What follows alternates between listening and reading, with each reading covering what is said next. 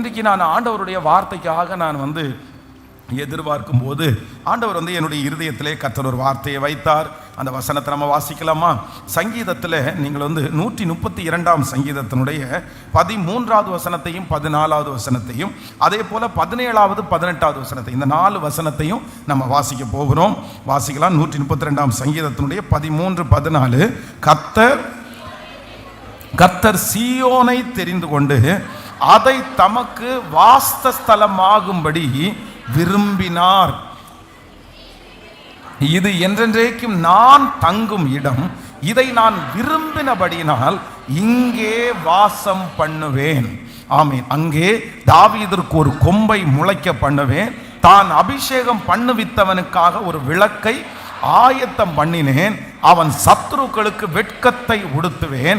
அவன் மீதிலோ அவன் கிரீடம் பூக்கும் என்றார். இப்போ நம்ம திரும்பவும் அந்த 13, 14க்கு வந்துருவோம். கர்த்தர் சீயோனை தெரிந்து கொண்டு அதை தமக்கு வாஸ்தலமாகும்படி விரும்பினார். இது என்றென்றைக்கும் நான் தங்கும் இடம். இதை நான் விரும்பினபடினால் இங்கே வாசம் பண்ணுவேன். இதை விரும்பினபடியினால் இங்கே வாசம் பண்ணுவேன். ஆண்டவருடைய பிள்ளைகளே, ஆண்டவர் பழைய ஏற்பாட்டின் காலத்திலே ஆண்டவர் ஒரு தனிப்பட்ட பர்சன், ஒரு தனிப்பட்ட நபரோட ஆண்டவர் உலாவி, ஆண்டவர் தங்கி வாசம் பண்ணி, அந்த மனுஷனை டெவலப் பண்ணி, அந்த மனுஷனை சாதிக்க பண்ணி, இப்படி நடத்தணும்னு ஆண்டவர் விருப்பம் கொண்டார்.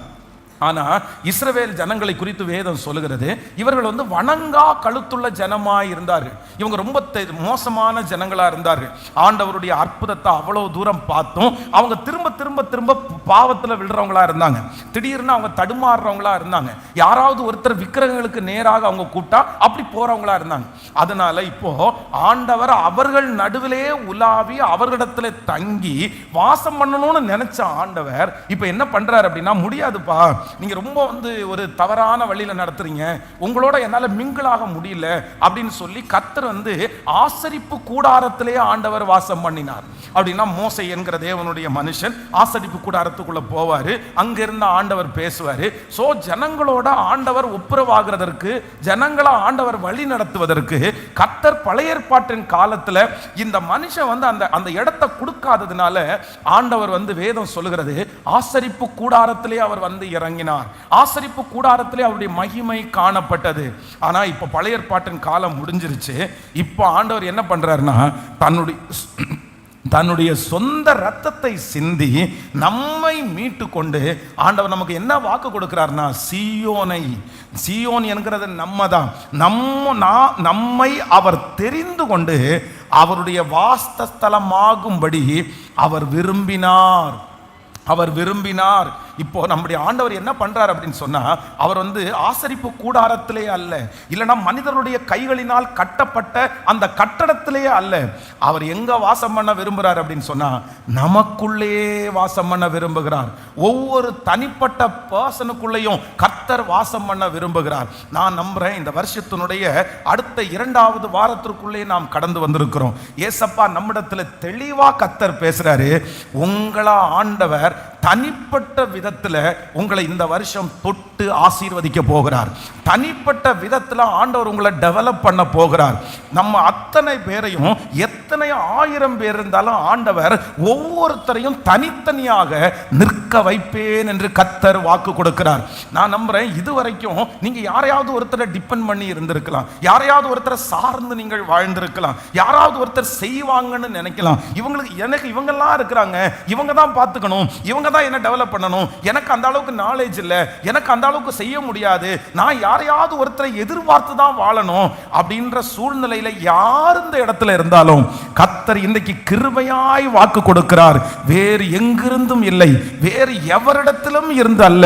கர்த்தர் சொல்லுகிறார், உன்னை நான் தெரிந்து கொண்டேன், உன்னுக்குள் நான் வாசம் பண்ணும்படியாக நான் தெரிந்து கொண்டேன்.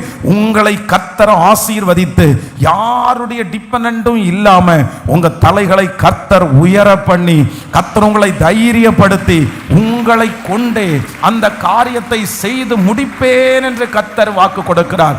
நான் நம்புகிறேன் கர்த்தருடைய வார்த்தை நமக்கு நேராய் வருகிறது. உங்க கையை கொண்டு கர்த்தர் சம்பாதித்து அந்த கடனை கர்த்தர் அடைக்க பண்ணுவார். உங்க கைகளை கொண்டு கர்த்தர் அந்த வீட்டை கர்த்தர் கட்டுவார். உங்களை ஆண்டவர் ஆசீர்வதித்து ஒரு பெரிய மகிமைக்குள்ள கர்த்தர் உங்களை வழி நடத்துவார். அந்நியர்கள் அல்ல, சொந்தக்காரர்கள் அல்ல. கர்த்தர் சொல்லுகிறார், நான் உன்னை, கர்த்தர் உங்களை நம்புறவங்க நல்ல கரங்களை தட்டி உங்களை, சிஸ்டர் உங்க கையை ஆண்டவர் ஆசீர்வதிக்க போறாரு. பிரதர் உங்க கையை ஆண்டவர் ஆசீர்வதிக்க போறாரு. உங்களை ஆண்டவர் பயன்படுத்த போறாரு.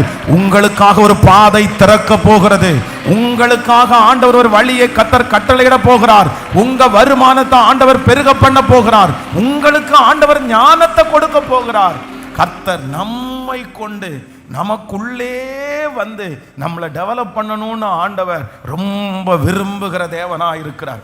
உலகத்திலேயே பெரிய திருச்சபை எங்க இருக்குன்னா சியோன் அப்படின்ற இடத்துல இருக்கு. தென் கொரியா, அந்த கொரியா தேசத்துல அந்த கிட்டத்தட்ட 8 லட்சம் பேர் ஒரு ஆராதனைக்கு கலந்து கொள்வார்கள். உலகத்தில் இருக்கிற பல நாடுகளில் பார்த்தீங்கன்னா பல திருச்சபைகள் இருக்கிறது. இந்தியாவிலையும் பார்த்தீங்கன்னா, இந்தியாவில் நீங்கள் நார்த்துக்கு அந்த சைடு போயிட்டீங்கன்னா நிறைய திருச்சபைகள் பார்த்தீங்கன்னா லட்சக்கணக்கான ஜனங்கள் அட்டன் பண்ணுறாங்க.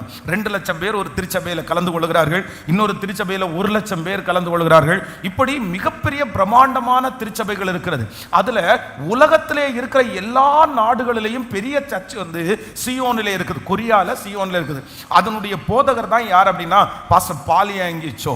அவர் தான் இருக்கிறதுலே மூத்த போதகர். அவர் தான் அந்த திருச்சபையை கர்த்தர் அவரை கொண்டுதான் அந்த திருச்சபையை ஆரம்பிச்சார். அப்போ அவருடைய திருச்சபை ஆரம்பிக்கும் போது ஆரம்பத்தில் பார்த்தீங்கன்னா கொஞ்சம் பேர் தான் இருக்கிறாங்க, ஒரு சிலர் தான் இருக்கிறாங்க. உடனே அவர் என்ன பண்ணாராமா, அவருடைய கொரியா தேசத்திலே இருக்கிற ஒவ்வொரு பணக்காரருடைய லிஸ்டையும் அவர் எடுத்தாராம். ஒவ்வொரு பணக்காரருடைய பேர்களையும் வாங்கி அந்த பேரை ஒரு பேப்பர்ல வச்சு எழுதி, ஆண்டவரே இந்த நபரை ரட்சித்து நீங்க என் சர்ச்சுக்கு கூட்டிட்டு வாங்க, இந்த நபரை எங்க ஆலயத்திற்கு கூட்டிட்டு வாங்க. அப்படியே அந்த நாட்டில் இருக்கிற பணக்காரர்கள் எல்லாருடைய பேரையும் ஒன்னொன்னா சொல்லி சொல்லி சொல்லி இவங்களை எங்க சர்ச்சுக்கு கூட்டிட்டு வாங்க அப்படின்னு தொடர்ந்து ஜெபிச்சு இருக்கும்போது ஆண்டவர் ஒரு நாள் சொன்னாராமா, நீ ஜெபம் பண்ற ஜெபம் தப்பான ஜெபம். நீ எதுக்கு இந்த மாதிரி நீ ஜெபம் பண்ற? இந்த ஜெபத்தை நீ செய்யக்கூடாது. நீ என்ன பண்ண அப்படின்னு சொன்னா, அந்த மனுஷன் இங்க கொடுக்கணும், அந்த மனுஷனை ரட்சிச்சு இங்க கொண்டு என் சர்ச்சை பிளஸ் பண்ணுங்க, எங்க ஊழியத்தை பெருக்குங்க அப்படின்னு நீ ஜெபம் பண்ணாத. நீ உங்க சர்ச்சில் இருக்கிற அந்த ஏழையான, கொடுக்க முடியாத, வசதி இல்லாத அந்த பர்சன்ஸுடைய பேரை எழுதி வச்சு என் பிள்ளைய ஆசீர்வதிங்க, என் பிள்ளைய உயர்த்துங்க, இவங்க மூலமா திருச்சபை கட்டப்படணும் அப்படின்னு நீ ஜெபம் பண்ணு. அதுதான் சரியான ஜெபம்னு ஆண்டவர் கற்றுக் கொடுத்தாராமா. உடனே பாலியாங்கிச்சோ அந்த பேப்பரை மொத்தத்தையும் கிழிச்சு போட்டுட்டு தன்னுடைய சர்ச்சில் இருக்கிற அந்த கொஞ்சம் பேருடைய பேரை எழுதி வச்சுட்டு, ஆண்டவரே இந்த பிள்ளையை ஆசீர்வதியும். ஒரு சில ஆண்டுகளுக்குள்ளாகவே அந்த திருச்சபையில் இவர் ஜெபம் பண்ண அத்தனை பிள்ளைகளும் சில மில்லியனியர்ஸா மாறினார்களாம், கோடீஸ்வரர்களாய் மாறினார்கள். இன்றைக்கு 8 லட்சம் பேர் இருக்கிற அந்த திருச்சபைக்கு அவர்கள் ஒரு பெரிய அடித்தளமாய் ஆண்டவர் அவர்களை மாற்றினார். அவர்கள் மூலமாய் ஆண்டவர் அந்த பட்டணத்தில் பெரிய பெரிய எழுப்புதல் கூட்டத்தை கத்தர் வைத்தார். சில நபர்கள், ஒரே ஒரு நபர்கள் 10,000 பேர் கூடுகிற அந்த முழு பொறுப்பையும் அவங்களே எடுத்துட்டாங்களாமா. இல்ல வேற யார்கிட்டையும் நீங்க சொல்ல வேண்டாம், அந்த மீட்டிங்கை நான் நடத்துறேன், என்னுடைய பணத்தினால் அந்த மீட்டிங்கை நடத்துறேன், இந்த இடத்துல ஒரு மீட்டிங் வச்சுங்க. அவர் திடீரென்று 1 லட்சம் சோல்ஸ் அப்படின்னா 1 லட்சம் ஆத்துமாக்கள் அப்படின்றது மாதிரி சொன்னா, அந்த 1 லட்சம் ஆத்துமாக்களை சந்திக்கிறதுக்கு என்னென்ன தேவை இருக்குதோ மொத்தத்தையும் நான் கொடுத்துறேன், அந்த காரியத்தை நான் பண்ணிடுறேன். இப்படிப்பட்ட ஆயிரக்கணக்கான ஜனங்கள் அந்த திருச்சபையிலே எழும்பி அந்த தேசத்திற்கு ஒரு பெரிய எழுப்புதல் வீரர்களாய் மாறி இருக்கிறார்கள். அப்ப நான் என்ன விசுவாசிக்கிறேன் அப்படின்னு சொன்னா, கர்த்தர் வேறு மனிதர்கள் மூலமாய் அல்ல, வேற நபர்களை கொண்டு அல்ல, கர்த்தர் உங்களையும் என்னையும் ஆசீர்வதிப்பார். பர்சனலா ஆண்டவர் உங்களா ஆசீர்வதிப்பார். நீங்களும் ஒருவேளை அந்த ஊழியக்காரரை போல நீங்க ஜெபம் பண்ணிட்டு இருக்கலாம். ஆண்டவரே இந்த மாதிரி இந்த நபருடைய மனசுல பேசுங்க ஆண்டவரே, அவரை கொண்டு என் பக்கமா திருப்புங்கப்பா, அவர் இந்த பணத்தை கொடுத்துட்டாரு நான் சரியாயிருவேன், இந்த மனுஷனை எழுப்புங்கப்பா, இவருடைய கண்கள்ல தயவு கிடைக்கட்டும், அந்த 5 சென்ட் சொத்தை கொடுக்கறதுக்கு தயவு கிடைக்கட்டும். இப்படி எல்லாம் நீங்க ஜெபம் பண்ணிட்டு இருக்கலாம். ஆனா நான் விசுவாசிக்கிறேன், அந்த ஜெபத்தை நீங்க மாத்தி, இல்ல எங்க அப்பா இல்ல, எங்க அம்மா இல்ல, எங்களுக்கு அங்க இருந்து அல்ல, எங்களுடைய மேனேஜர் இடத்திலிருந்து அல்ல, எங்க கைகளை ஆண்டவர் பிளஸ் பண்ணி, என்ன ஆண்டவர் ஆசீர்வதித்து, என்ன ஆண்டவர் பெருக பண்ணி எனக்குள்ளே இருந்து எழும்பட்டும் அந்த ஆசீர்வாதம், நான் ஆரம்பிக்கட்டும் அந்த ஆசீர்வாதம். ஆமென். கர்த்தர் என் பிள்ளையை கர்த்தர் ஆசீர்வதிக்க போகிறார். கர்த்தர் என்னை கொண்டே கர்த்தர் செய்ய போகிறார். நம்புறவங்க நல்ல கைகளை மேல உயர்த்தி சத்தமா ஏசப்பாட்ட ஜெபம் பண்ணி, இயேசுவே இப்பொழுது அவருடைய அபிஷேகம் இந்த இடத்திலே ஆமென் இருக்கிறது. அவருடைய வார்த்தை இந்த இடத்துல கடந்து வருகிறது. பிரதர், உங்களை கொண்டுதான் கர்த்தர் யாரையோ ஒருத்தரை திரும்பி சுட்டி காட்டி கர்த்தர் டைரக்டா பேசுறாரு. இல்ல, உன்னுடைய நிலைமை இன்றைக்கு மோசமான நிலைமை என்று கர்த்தருக்கு தெரியும். இன்னைக்கு ஒரு 5 பைசா எடுக்கிறது கூட பாடு என்று கர்த்தருக்கு தெரியும். ஆனா ஆண்டவர் வாக்கு கொடுக்கிறார், வேறு எங்கும் அல்ல, நான் உன்னை ஆசீர்வதிப்பேன். உன்னை தனிப்பட்ட விதத்துல கர்த்தர் ஆசீர்வதிப்பார். ஒரு வழி உங்களுக்காய் திறக்க போகிறது. கர்த்தர் உங்களுக்காக ஒரு பாதையை கர்த்தர் திறக்க போகிறார். நீங்கள் கையிட்டு செய்கிற வேலை ஆசீர்வதிக்கப்பட போகிறது. சத்தமா இயேசுவே முழு பலத்தோடு, நீர் என்னை ஆசீர்வதித்தாலே ஒழிய, நீர் என்னை ஆசீர்வதித்தாலே ஒழிய, நீர் என்னை ஆசீர்வதித்தாலே ஒழிய. ஹல்லேலூயா. யாக்கோபு தன்னுடைய தகப்பனாரிடத்தில் ஆசீர்வாதத்தை வாங்கியாச்சு, தன்னுடைய சகோதரனிடத்திலிருந்து ஏமாத்தி ஆசீர்வாதத்தை வாங்கியாச்சு, தன்னுடைய தாயாருடைய மொத்த பங்கும் அவனுக்கு கிடைச்சிருச்சு, தன்னுடைய மாமனாருடைய வீட்டிலிருந்து அவ்வளோ ஞானமா தப்பிச்சு நிறைய ஆடு மாடுகள் கிடைச்சிருச்சு. ஆனா இது எதுலையுமே அவனுக்கு ஒரு முழுமையான திருப்தி கிடைக்கவே இல்லை. யாக்கோபு பிந்தி தனித்திருந்தான். ஒரு பொழுது விடியும் மட்டும் ஒரு புருஷன் தன்னோடு போராடி மேற்கொள்ளாததை கண்டு, ஆமே நீ என்னை விட்டு நாம் போகட்டும்னு சொல்லும்போது இந்த யாக்கோபு சொல்கிற ஒரு வார்த்தை என்ன அப்படின்னா, நீர் என்னை ஆசீர்வதித்தாலே ஒழிய, நீர் என்னை ஆசீர்வதித்தாலே ஒழிய. என்னுடைய மாமனார் கொடுத்துருக்கிற பிளஸிங் அது இருக்கட்டும் ஒரு பக்கத்தில், எங்க அம்மா அப்பா கொடுத்தது ஒரு பக்கத்தில் இருக்கட்டும், என் அண்ணன் இடத்துல இருந்து நான் வாங்கினதெல்லாம் ஒரு பக்கத்தில் இருக்கட்டும். நான் இப்போ ஒரு முடிவெடுக்கிறேன். எனக்கு என்ன பண்ணணும்னா, ஆண்டவரே நீர் என்ன ஆசீர்வதிக்கணும், நீ ஏன் கையை ஆசீர்வதிக்கணும். இன்னொருத்தர் கொடுத்து ஆசீர்வதிக்கிறதுக்கு இருக்கட்டும், இன்னொருத்தர் எனக்கு தந்து இருக்கிற ஆசீர்வாதம்லாம் இருக்கட்டும், அதெல்லாம் நான் விரும்பல. நீர் என்ன ஆசீர்வதிக்கணும். அவனுடைய குடும்பத்திலிருந்து தான் கர்த்தர் ஒரு யோசேப்பை எழுப்பி பார்வோனுக்கு தகப்பனாய் நியமித்து, ஓ ஹல்லேலூயா, செல்வ சீமானாய் மாற்றினது உண்மையானால் இப்பொழுது கரங்களை தட்டி ஜெபித்து கொண்டிருக்கும் போதே பர்சனலா என்ன தலை மேல ஒவ்வொருத்தரும் கையை வச்சு, உங்க தலை மேல கையை வச்சு சொல்லுங்க, அப்பாட்ட சொல்லுங்க, ஏசப்பா வாலிப தம்பி சொல்லுங்க, தங்கச்சி சொல்லுங்க, இது கர்த்தருடைய வார்த்தை. கர்த்தர் சீயோனை தெரிந்து கொண்டு அதை தமக்கு வாஸ்தலமாகும்படி விரும்பினார். ஆண்டவர் உங்களை டெவலப் பண்றதற்கு விரும்புகிறார். கர்த்தர் உங்களை டெவலப் பண்றதற்கு விரும்புகிறார். இது என்றென்றைக்கும் நான் தங்கும் இடம். இதை நான் விரும்பினபடினால் இங்கே வாசம் பண்ணுவேன். நிறைய பேரை பார்த்தா ஆண்டவர் சொல்றாரு, மகனே இது நான் தங்கும்படியான இடம், கர்த்தர் தங்கும்படியான இடம், உன் சரீரம் கர்த்தர் தங்கும்படியான இடம். கர்த்தர் விரும்பி இருக்கிறாரு. கர்த்தர் விரும்பினபடினால் இங்கே நான் வாசம் பண்ணுவேன். கைகளை உயர்த்தி, சாமி அப்பா ஆண்டவரே என்னை என்னை என்னை என்னை ஆசீர்வதியும், என்னை ஆசீர்வதியும். நான் என் குடும்பத்திற்கு ஆசீர்வாதமா மாறணும், நான் என் தெருவுக்கு ஆசீர்வாதமா மாறணும். ஆண்டவரே நான் வேலை செய்யற இடத்துல ஒரு பிளஸ்ஸடா மாறணும். என்னிடத்திலிருந்து ஒரு ஜீவ நதி புறப்படணும், என்னிடத்திலிருந்து ஞானம் புறப்படணும், என்னிடத்திலிருந்து உதவி புறப்படணும். என்னை கொண்டு கர்த்தர் பெரிய காரியத்தை செய்யணும். என்ன விளக்காய் வச்சிருங்க, என்ன தைரியமா வச்சிருங்க. ஆமேன். அத்தனை பேரும் பிரயாணம் பண்ணின அந்த படகுலே பவுல் என்கிற அந்த ஒரு மனுஷனுக்காக நீ ராயனுக்கு முன்பாக நிற்கணும். அந்த ஒரு காரணத்திற்காக கர்த்தர் கப்பலில் பிரயாணம் பண்ணின அத்தனை பேரையும் காப்பாற்றினது போல என் ஒருத்தரை பிளஸ் பண்ணி என் குடும்பத்தையே கர்த்தர் காப்பாற்றுவார். என்ன கர்த்தர் ஆசீர்வதித்து 300 குடும்பத்தை காப்பாற்றுற அளவிற்கு என்ன கர்த்தர் நடத்துவார். ஜெபிங்க, ஜெபிக்க ஜெபிக்க அந்த அக்கினி இறங்கி வரட்டும். இன்றைக்கே கர்த்தர் ஆரம்பிக்கட்டும். இந்த வருஷம் கர்த்தர் ஆரம்பிக்கட்டும். ஓ ஹல்லேலூயா, ஹல்லேலூயா, ஹல்லேலூயா, ஹல்லேலூயா. ஸ்பெஷலா வாலிப தம்பிங்க தங்கச்சிங்க ஜெபம் பண்ணுங்க. பிரதர்ஸ் நீங்க ஜெபம் பண்ணுங்க. உங்களை கர்த்தர் பிளஸ் பண்ணணும்பா. ஒன்ன ஆண்டவரை ஆசீர்வதிக்கணும். ஆமென். Thank you Jesus, thank you Jesus, thank you Jesus, ஹல்லேலூயா. அப்ப ஆண்டவருடைய பெரிய திட்டத்துல, ஆண்டவருடைய பெரிய நோக்கத்துல யார் இருக்கிறாங்க அப்படின்னு சொன்னா, பர்சனலா நம்ம அவருடைய திட்டத்துல இருக்கிறோம். ஆமென். வேதம் சொல்லுகிறது யோசேப்பை 2 வருஷம் பானபாத்திரக்காரனுடைய தலைவன் மறந்து போனான் அப்படின்னு இருக்குது. மறந்து போனான் 2 வருஷம் சுத்தமா ஞாபகமே அவனுக்கு இல்லையாமா. எப்படி அவனுக்கு ஞாபகம் இல்லாம போயிடும்? அவனுடைய வாழ்க்கையில அவ்வளோ பெரிய காரியத்தை செஞ்சவன், ஆனா 2 வருஷம் அப்படியே மறந்துட்டான். காரணம் என்னன்னா, யோசேப்பை பானபாத்திரக்காரனுடைய தலைவன் ஆசீர்வதிக்கணும்னு ஆண்டவர் நினைக்கல, பார்வோன் ஆசீர்வதிக்கணும்னு ஆண்டவர் நினைக்கல, யோசேப்பை பர்சனலா கர்த்தர் பிளஸ் பண்ணணும்னு நினைச்சாரு. நான் நம்புறேன், சிலர் மறக்கிறத குறித்து கவலைப்படாதீங்க, சிலர் கைவிடுகிறத குறித்து கவலைப்படாதீங்க, சிலர் நோ சொல்றத குறித்து கவலைப்படாதீங்க, சிலர் இருந்து உங்களுக்கு உதவி செய்யாத குறித்து கவலையப்படாதீங்க. அவங்க ஏன் நோ சொல்றாங்க, அவங்க ஏன் மறக்கிறாங்க, அவங்க ஏன் உங்களை வேண்டான்னு துரத்தி விடுறாங்கன்னா, பரம தகப்பன் உங்களுக்கு உதவி செய்ய போகிறார். பரம தகப்பன் உங்களை அங்கீகரிக்க போகிறார். பரம தகப்பன் உங்களுக்கு ஹல்லேலூயா எல்லாவற்றையும் அவர் செய்ய போகிறார். அதற்காக தான் அந்த காரியம் நடக்கிறது. அதற்காக, ஏன்னா கர்த்தர் வாக்கு கொடுக்கிறார். கர்த்தர் சீயோனை தெரிந்து கொண்டு அதை தமக்கு வாசஸ்தலமாகும்படி விரும்பினார்.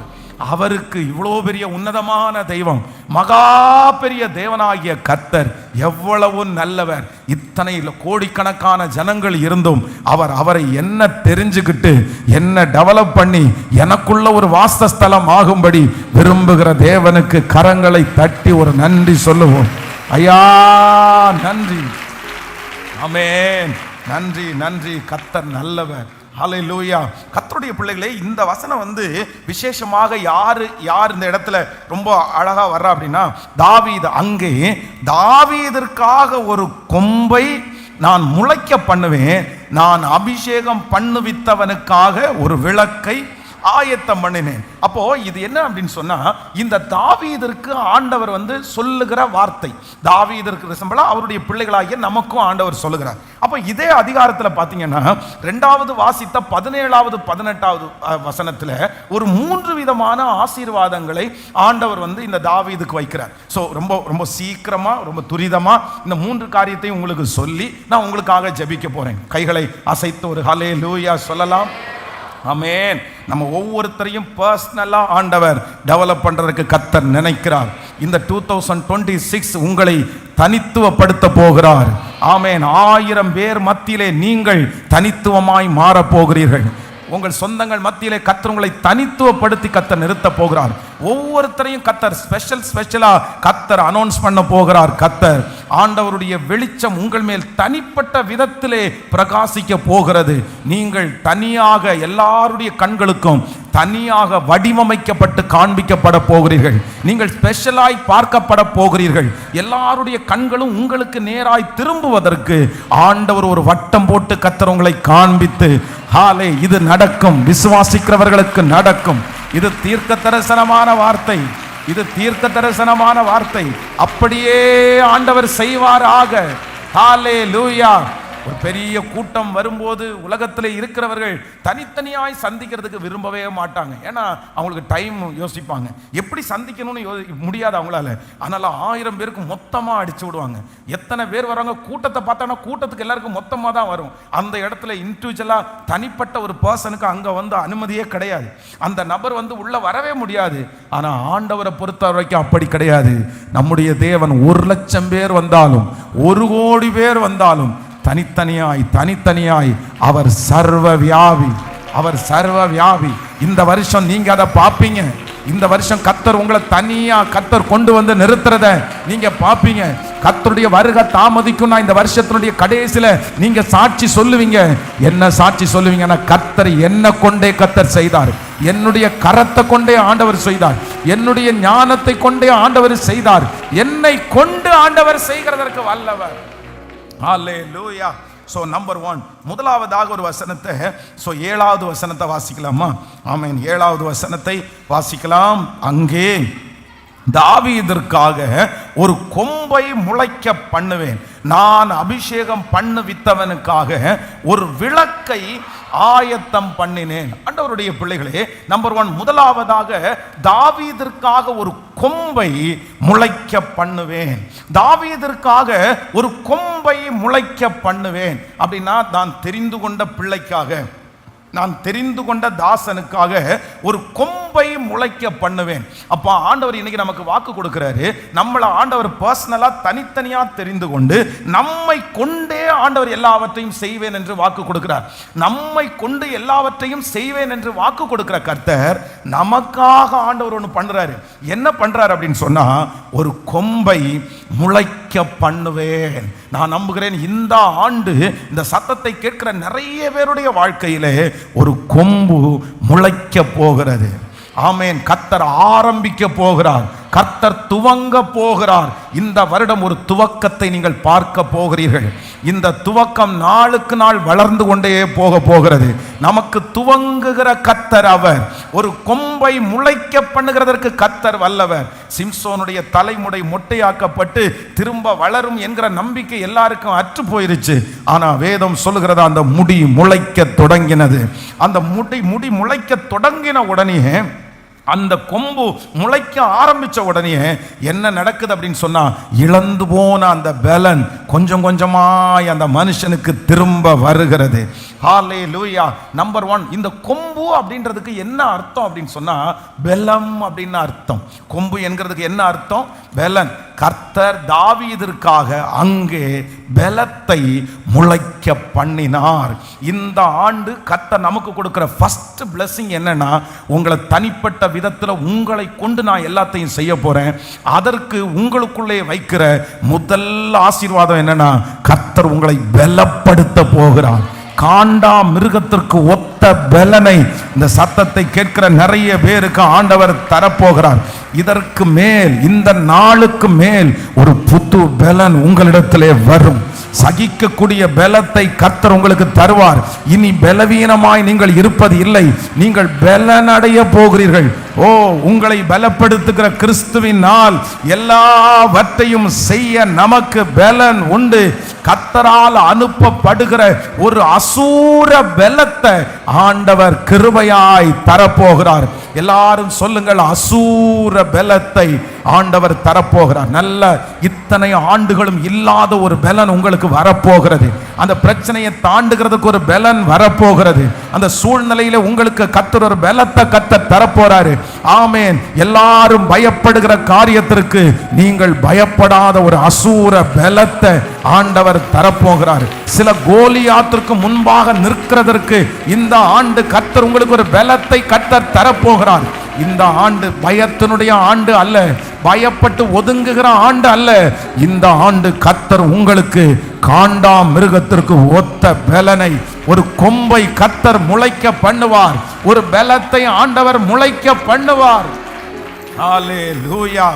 Thank you Jesus. நீங்க எப்படி நிப்பீங்கன்னா, பலத்தோட கர்த்தர் உங்களை நிக்க வைப்பார். ஆமென். பலவீனங்கள் எல்லாம் மாறும்.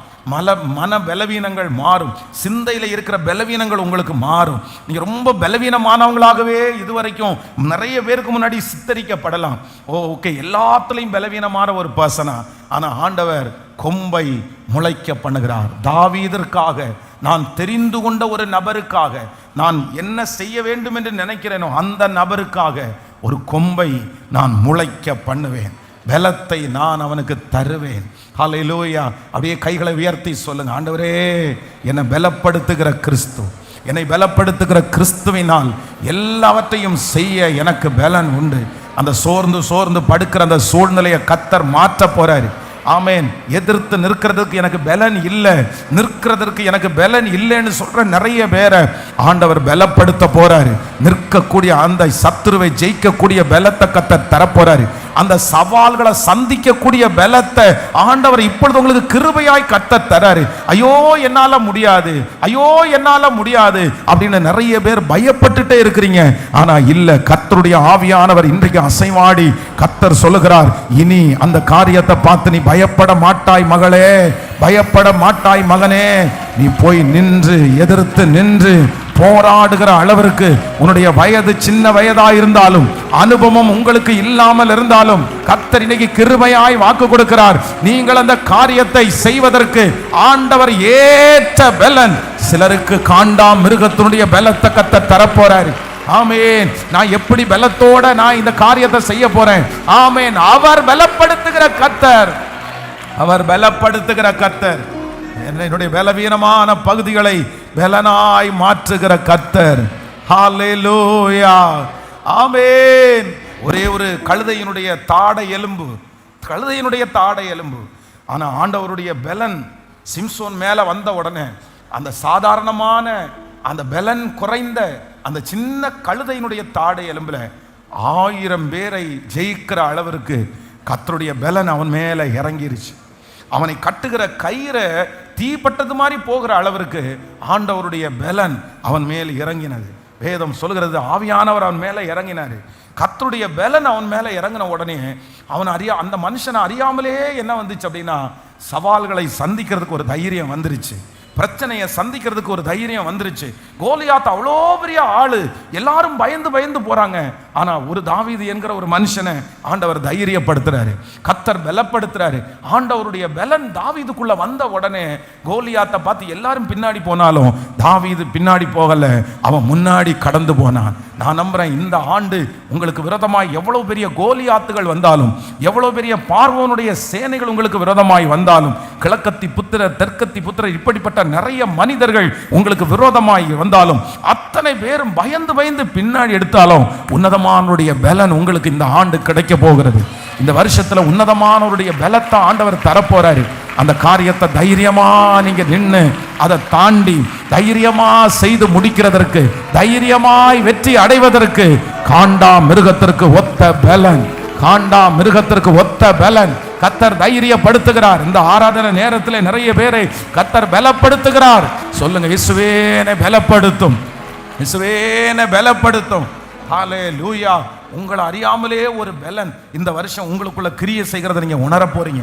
நீங்க உங்களை பார்த்து நீங்க ஆச்சரியப்படுவீங்க, நான் இவ்வளவு பலசாலி கிடையாது, நான் இவ்வளவு பலம் உள்ளவன் கிடையாது, நான் ஏன் எப்படி பலனானேன். நான் நம்புறேன், அந்த பலம் காண்டா மிருகத்திற்கு கொம்பை, தாவீதிற்காக ஒரு கொம்பை முளைக்க பண்ணின கர்த்தர் உங்களுக்கு ஒரு பலத்தை கர்த்தர் தருவேன் என்று கிருபையாய் வாக்கு கொடுக்கிறார். காரணம் என்ன அப்படின்னா, கர்த்தர் சொல்கிறார், உங்களை கொண்டுதான் நான் வர்த்திக்க பண்ணுவேன், உன்னை கொண்டுதான் நான் பெருக பண்ணுவேன், உன்னை கொண்டுதான் அந்த கடன்களை நான் முடிப்பேன், உன்னை கொண்டுதான் அந்த வீட்டை நான் வாங்குவேன், உன்னை கொண்டுதான் நான் ஆயிரங்களை ரட்சிப்பேன், உன்னை கொண்டுதான் நான் திருச்சபைகளை கட்டுவேன், உன்னை கொண்டுதான் கர்த்தர் அந்த காரியத்தை செய்ய போகிறார். பர்சனலா ஆண்டவர் நம்மை கொண்டு, இந்த வருஷம் அப்படிப்பட்ட வருஷம்தான். கர்த்தர் தனியாய் ஒவ்வொருத்தரையும் வேறு பிரித்து நிற்க பண்ணுகிற ஒரு ஆண்டு. ஹல்லேலூயா, ஆமென். நம்பர் 1, முதலாவதாக தாவீதிற்கு கொடுத்தது, தாவீதிற்காக ஒரு கொம்பை முளைக்க பண்ணுவேன். நம்பர் 2, இரண்டாவதாக அந்த வசனத்தை திரும்ப நம்ம 132ஆம் அதிகாரத்தினுடைய 17வது வசனத்தை திரும்ப வாசிக்கலாம். அங்கே தாவீதிற்கு ஒரு கொம்பை முளைக்க பண்ணுவேன், நான் அபிஷேகம் பண்ணுவித்தவனுக்காக ஒரு விளக்கை ஆயத்தம் பண்ணினேன், நான் அபிஷேகம் பண்ணுவித்தவனுக்காக ஒரு விளக்கை ஆயத்தம் பண்ணினேன். ஹல்லேலூயா. கர்த்தருடைய பிள்ளைகளே, இரண்டாவதாக தாவீதை ஜெயிக்க பண்ணுகிறதற்கு, தாவீதை தனியாக நின்று சகல காரியத்தையும் ஆண்டவர் செய்ய பண்ணுகிறதற்கு இரண்டாவது என்ன பண்றார் அப்படின்னா, ஒரு விளக்கை ஆயத்தம் பண்ணினேன், ஒரு விளக்கை ஆயத்தம் பண்ணினேன். நான் விசுவாசிக்கிறேன், நம்முடைய ஆண்டவர் உங்களை தனியாய் ஜெயிக்க பண்ணுகிறதற்கு கர்த்தர் இரண்டாவது உங்களுக்கு என்ன ஆசீர்வாதத்தை கொடுக்கிறாருன்னா, உங்களுக்காக எனக்காகவும் ஆண்டவர் ஒரு விளக்கை ஆயத்தப்படுத்துகிறார். விளக்கு என்பதற்கு என்ன அர்த்தம் அப்படின்னு சொன்னா, வெளிச்சத்தை கர்த்தர் ஆயத்தம் பண்ணுகிறார். நான் நம்புகிறேன், இந்த ஆண்டு உங்களுக்கும் எனக்கும் முன்பாகவும் ஒரு வெளிச்சம் பிரகாசிக்கும். நமக்கு முன்பாக இருக்கிற சகல இருள்களையும் கர்த்தர் அந்த வெளிச்சத்தினால் அகல பண்ண போகிறார். இதுவரையில் உங்களுடைய கண்களுக்கு முன்பாக சில பாதைகள் தெரியாமல் இருந்திருக்கலாம், அந்த பாதைக்குள்ளே போகிறதற்கு உங்களுக்கு தயக்கமா இருந்திருக்கலாம், சுற்றி உங்களுக்கு இருளாகவே இருந்திருக்கலாம். ஆனா இந்த ஆண்டு கர்த்தர் வாக்கு கொடுக்கிறார், உங்களை தனியா நிற்க பண்ணுகிறதற்கு கர்த்தர் ஒரு வெளிச்சத்தை, குருடரை அவர்கள் அறியாத வழியிலே அவர்களை நடத்தி, அவர்களுக்கு முன்பாக இருக்கிற இருளை வெளிச்சமாக்கி, கோணலை செவ்வையாக்கி, அவர்களை முடிவு வரைக்கும் நடத்துகிற அந்த இஸ்ரவேலின் தேவனாகிய கர்த்தர் இன்னைக்கு கிருபையாய் வாக்கு கொடுக்கிறார். வழி தெரியாத இடத்திலே வழியை கண்டுபிடிப்பதற்கு கர்த்தர் கர்த்தர் ஒரு வெளிச்சத்தை கர்த்தர் அனுப்புகிறார். போக வேண்டிய பாதையிலே அழைத்து போவதற்கு ஆண்டவர் ஒரு வெளிச்சத்தை கர்த்தர் அனுப்புகிறார். ஆமென். வெளிச்சம் நமக்கு முன்பாக வெளிப்பட போகிறது. மறை பொருட்களை கர்த்தர் வெளிப்படுத்துவதற்கு ஆமென் மறைந்திருக்கிற சில காரியங்கள் ஆமென் ஹல்லேலூயா இதுவரையிலும் நீங்கள் கண்டுபிடிக்க முடியாத நிறைய ஆமென் உங்களுக்கான வழிகளை கர்த்தர் கண்டுபிடிக்கிறதற்கு கர்த்தர் உதவி செய்ய போகிறார். உங்களுடைய கண்கள் இந்த ஆண்டு நான் விசுவாசிக்கிறேன் ஒரு புதுமையானதை காண போகிறது. உங்களுக்குரியதை காண போகிறது. கர்த்தர் ஆயத்தம் பண்ணி வைத்திருக்கிறதை காண போகிறது. கர்த்தர் ஒரு வெளிச்சத்தை கர்த்தர் அனுப்பி ஆமென் ஹல்லேலூயா உங்களுக்கு விரோதமான சக்தி என்ன அப்படின்றத கண்டுபிடிக்கிறதற்கு கர்த்தர் ஒரு வெளிச்சத்தை அனுப்புவார். யார் நல்லவங்க யார் கெட்டவங்க, யாரால இந்த ஆபத்து வந்துச்சு, எதனால இந்த நஷ்டம் வந்துருச்சு, ஏன் நான் இன்னும் எழும்பாம இருக்கிறேன், எதுக்கு அடுத்த லெவல் என்னால போக முடியல, ஏன் இத்தனை டைம் நான் தோற்று போனேன், இப்படிப்பட்ட பல கேள்விகளுக்கு ஒன்னே ஒன்று மட்டும்தான் பதில். என்ன பதில் அப்படின்னா லைட்டை போட்டாங்கன்னு வச்சுக்கோங்களேன் பதில் வந்துடும். ஹல்லேலூயா.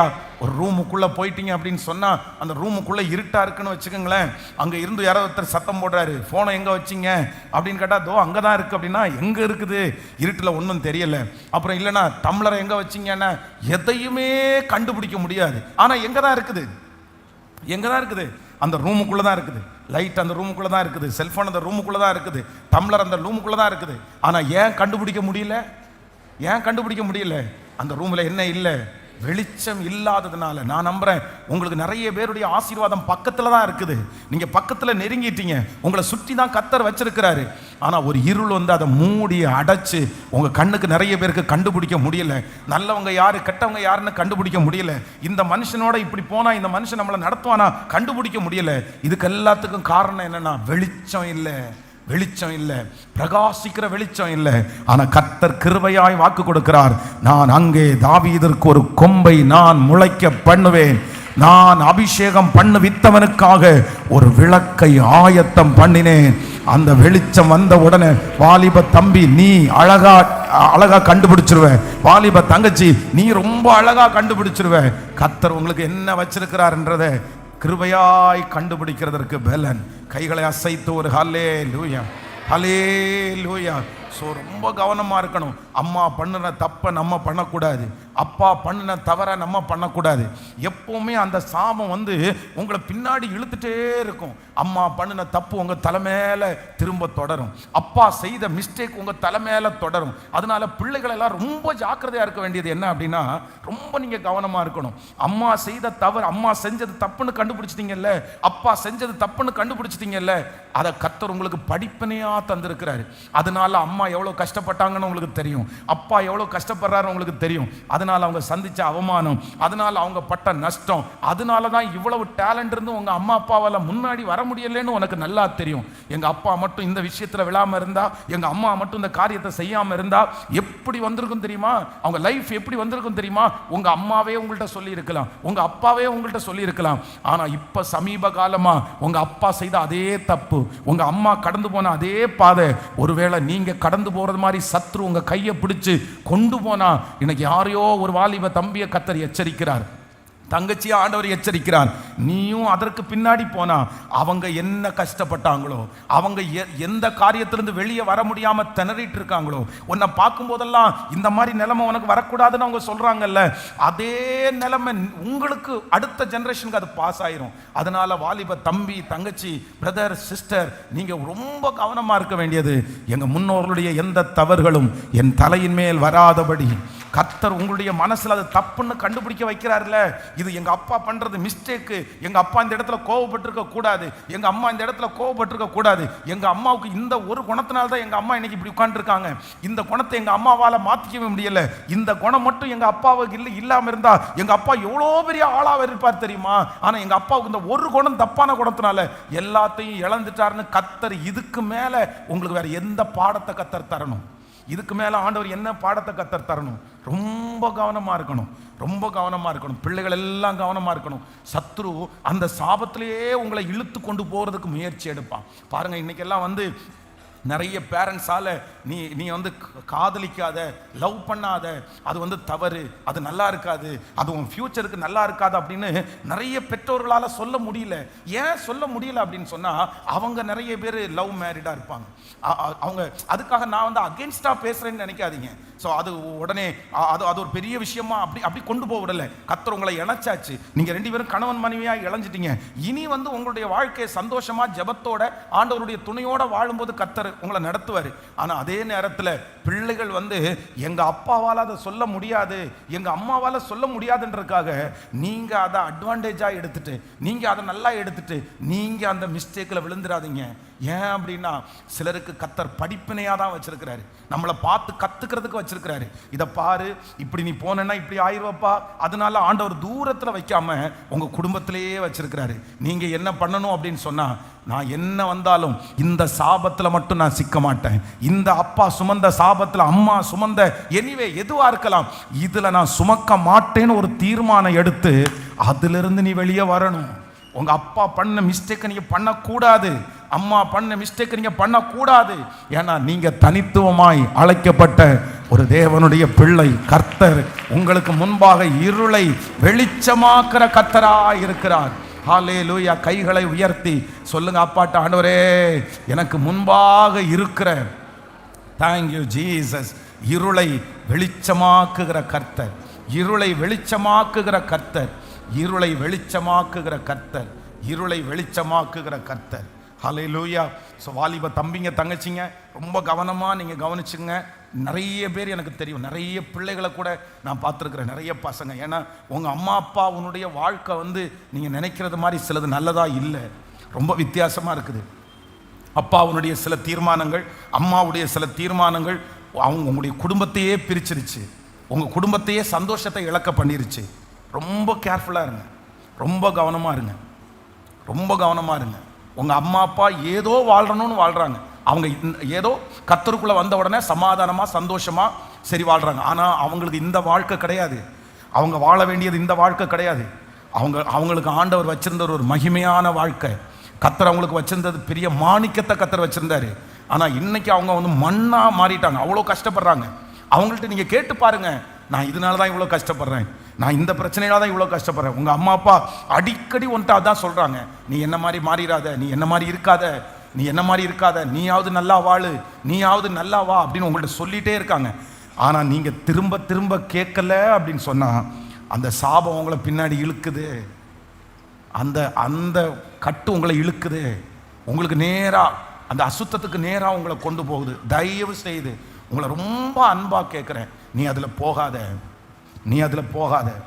நீ வந்து ஏன்னா உனக்கு சகல உரிமை இருக்குது. நீங்கள் அதை தப்பு பண்ணி உங்கள் அம்மா அப்பா கண்டுபிடிச்சா கூட உங்கள் அம்மா அப்பா யாருமே உன்னை பார்த்து கேள்வி கேட்க முடியாது. ஏன் அப்படின்னா நீ ஒரே வார்த்தையில் வாயை அடைச்சிருவேன், ஒன் வேர்டில் நீ வாயை அடைச்சிரு. நீ என்ன ஒழுக்கமா அப்படின்னு கேட்டால் போதும், உங்கள் அம்மாவுக்கு உங்கள் அப்பாவுக்கு வந்து அப்படியே வந்து செத்தது மாதிரி இருக்கும், உயிரோட நீ கொல்றதுக்கு சமம். அந்த ஒரு வார்த்தை அவங்களுடைய இயலாமையை சொல்லி, என்னைக்கோ ஒரு நாள் அவங்க பண்ண மிஸ்டேக்ஸை சொல்லி, நீ அந்த மிஸ்டேக்கை பண்ணும்போது இதை பண்ணாதப்பாப்பா, இதை பண்ணாதப்பா அப்படின்னு சொல்லும்போது நீ அவங்கள பார்த்து நீ என்ன ஒழுக்கமா நீ பேச வந்துட்ட, இந்த ஒரு வார்த்தை நீ உயிரோட அவங்கள வச்சு கொளுத்துறதுக்கு சமம். அந்த வார்த்தையை கேட்டுட்டு உங்க அம்மா வாயை மூடிட்டு உங்க அப்பா அமைதியாகி அப்படியே செத்து போன பாம்பு மாதிரி சுருண்டுட்டாங்க. அந்த ஒரு வார்த்தை அவ்வளோ காயப்படுத்துகிற வார்த்தை, அவ்வளோதான். நீயும் ஃப்ரீ ஆகிட்டீங்க, உனக்கு ஃப்ரீ ஆயிடுச்சு, அவ்வளோ. அந்த வார்த்தை கேட்டோன்னா அம்மா வாயை மூடிட்டாங்களா, அப்பா வாயை மூடிட்டாங்களா, அவ்வளோதான், உனக்கு ஜாலி அப்படின்னு நினைக்கிறேன். இல்லை, அவங்க தெரியாமல் செஞ்சதுனால ஓரளவு கர்த்தர் அனுகூலமாக இருக்கிறாரு. நீ தெரிஞ்சே செஞ்சா அவர்களை விட உங்களுக்கு பாதிப்பு அதிகம்ன்றதை நீ மறந்துடாதப்பா, நீ மறந்துடாதப்பா. ஆண்டவருடைய எச்சரிப்பு இன்றைக்கு உங்களுக்கு நேராய் வருகிறது. யாருக்காக ஆண்டவர் பேசுறாருன்னு எனக்கு தெரியல, ஆனால் யாரோ ஒருத்தருக்காக ஆண்டவர் பர்சனலாக அதை டச் பண்ணுறாரு. ஏதோ ஒரு வாலிப தம்பி ஆண்டவர் மாற்ற நினைக்கிறாரு, ஒரு தங்கச்சி ஆண்டவர் மாற்ற நினைக்கிறாரு. நீ ஏறக்குறைய கொஞ்சம் குறைய உங்கள் அம்மா அவனுடைய வழியில் ட்ராவல் பண்ண ஆரம்பிச்சிட்ட, உங்கள் அப்பா அவனுடைய வழியில் ட்ராவல் பண்ண ஆரம்பிச்சிட்ட, அந்த சாபம் உன்னை தொடர்ந்துட்டே இருக்குது, உன்னை பிடிச்சி எப்படியாவது அதுக்குள்ள கொண்டு வரணும்னு நினைக்குது. ஆனால் இன்றைக்கு கர்த்தர் உன்னை விடுதலை ஆக்க வேண்டும் என்று கர்த்தர் நினைக்கிறார். உன் கரத்திலிருந்து அந்த சாபம் நீக்கப்பட்டு உங்களிலிருந்து அந்த ஆசீர்வாதம் ஆரம்பிக்கணும்னு கர்த்தர் விரும்புகிறார். அந்த இடத்திலிருந்து கர்த்தர் உங்களை கொண்டு வரணும்னு விரும்புகிறாரு. நீங்க ஒப்பு கொடுப்பாய் ஆனால், நீ மனம் திரும்புவாய் ஆனால், நீ விட்டுட்டு வெளியிலே வருவாய் ஆனால், கர்த்தர் உன்னை மீண்டும் அலங்கரிக்கிறதற்கு கர்த்தர் வல்லவராய் இருக்கிறார். ஹல்லேலூயா. சோ அடிக்ஷன் ஆகாதீங்க, போய் விழுந்து போயிடாதீங்க, அதுக்கு பின்னாடி ஃபாலோ பண்ணாதீங்க. நீங்க ஒரு லிமிட்ல நீங்க போயிட்டீங்கன்னா அதுல இருந்து திரும்ப வர்றதுக்கு கஷ்டம். கேள்வி கேட்காத, ஸ்பிரிச்சுவல் லைஃப்ல கேள்வி கேட்காத, ஆனா அப்படின்னா அஜாக்கிரதையா இருக்காத, ஒரு சீரியஸ்னஸ் இல்லாம இருக்காத. திருச்சபைக்கு வந்தும் சத்தியத்தை கேட்டும் ஒரு கடினமான இருதயத்தோட அப்படியே ஃபெய்த்தே இல்லாம இருக்காத. ஆண்டவரை பற்றிக்கொள். இனி வாழ்கிற வாழ்க்கை கொடுமையான வாழ்க்கை, ஒரு பக்கம் தீமையான வாழ்க்கை. இந்த உலகத்துல பிழைக்கவே முடியாத மாதிரி நிறைய சூழ்நிலைகள் மாறப்போகிறது. ஆனா கர்த்தரை நம்பி இருக்கிறவர்கள், பரிசுத்தமாய் வாழ்கிறவர்கள், ஆண்டவரோடு இருக்கிறவர்களுக்கு கர்த்தர் பஞ்சகாலத்திலும் அவர்களை போஷிப்பார். அவர்கள் சமாதானமாய் வாழ்வார்கள். இனி கர்த்தர் இல்லாம இந்த உலகத்துல பொழைக்க முடியாது. இனி இயேசு இல்லாம இந்த உலகத்துல வாழ முடியாது. இயேசுவோட தான் இந்த உலகத்துல வாழ முடியும். இயேசுவோட தான் வாழ முடியும். ஸோ ஏதாவது ஒரு பிள்ளை, வாலிப தம்பி, தங்கச்சி, நீ ஏதாவது ஒரு கேள்வி கேட்டிருப்பேன்னா, அம்மாவை பார்த்து அப்படி பேசியிருப்பேன்னா, அப்பாவை பார்த்து பேசியிருப்பேன்னா, தயவு செய்து இன்னைக்கே போய், யாருக்கும் நீ சொல்ல வேண்டிய அவசியம் இல்லை. உங்கள் அம்மா அப்பாவும் யாருக்கும் சொல்ல மாட்டாங்க இந்த மாதிரி வார்த்தை. நீ என்ன ஒழுக்கமா, நீ என்ன நல்லவளா, நீ என்கிட்ட பேச வந்துட்ட, நீ என்ன பண்ணுற அப்படின்னு கேள்வி கேட்டுட்டீங்கன்னா தயவு செய்து உங்கள் அம்மா அப்பாட்ட போய் ஒரு மன்னிப்பு கேட்டுருங்க. இல்லை நான் சொன்னது தவறு தான், நான் செஞ்சது அப்படி நான் சொல்லியிருக்க கூடாது அப்படின்னு மன்னிப்பு கேளுங்க. இல்லை அப்படின்னா உங்கள் தாயினுடைய கண்ணீர், உங்கள் தகப்பனாருடைய கண்ணீர் உன்னை ஒரு நாளும் சும்மா விடவே விடாது. ஆண்டவர் கண்ணீருக்கு பதில் கொடுக்கிற கர்த்தர். நம்ம யாரையும் கண்ணீர் வடிக்க வைக்கக்கூடாது, நம்ம யாரையும் அழ வைக்கக்கூடாது. நம்ம கண்ணீர் வடிக்க வச்சு அந்த காரியம் உண்மையானதாக இருக்குமானால் அந்த கண்ணீருக்கு நீங்கள் கண்டிப்பாக பதில் சொல்லியே ஆகணும். அது கணவனாக இருந்தாலும் சரி, மனைவியாக இருந்தாலும் சரி. மனைவியை கண்ணீர் வடிக்க வைக்கிற, கணவனாரை கண்ணீர் வடிக்க வைக்கிற நீங்கள் அந்த கண்ணீருக்கு பதில் சொல்லியே ஆகணும். ரொம்ப ஜாக்கிரதை. அதனால சிஸ்டர்ஸுக்கும் அப்படி தான் சொல்கிறேன், உங்கள் கணவனாரை நல்லா பார்த்துக்குங்க சிஸ்டர், நல்லா பார்த்துக்குங்க, ரொம்ப நல்லா பார்த்துக்குங்க. உங்கள் கணவனாரை அவங்கள டென்ஷன் ஆக்காமல் பார்த்துக்குங்க, அவங்கள சுகமாக பார்த்துக்குங்க, அவங்க ஆரோக்கியத்தில் ரொம்ப கவனம் செலுத்துங்க. அவங்கள டென்ஷன் ஆக்கிடாதீங்க.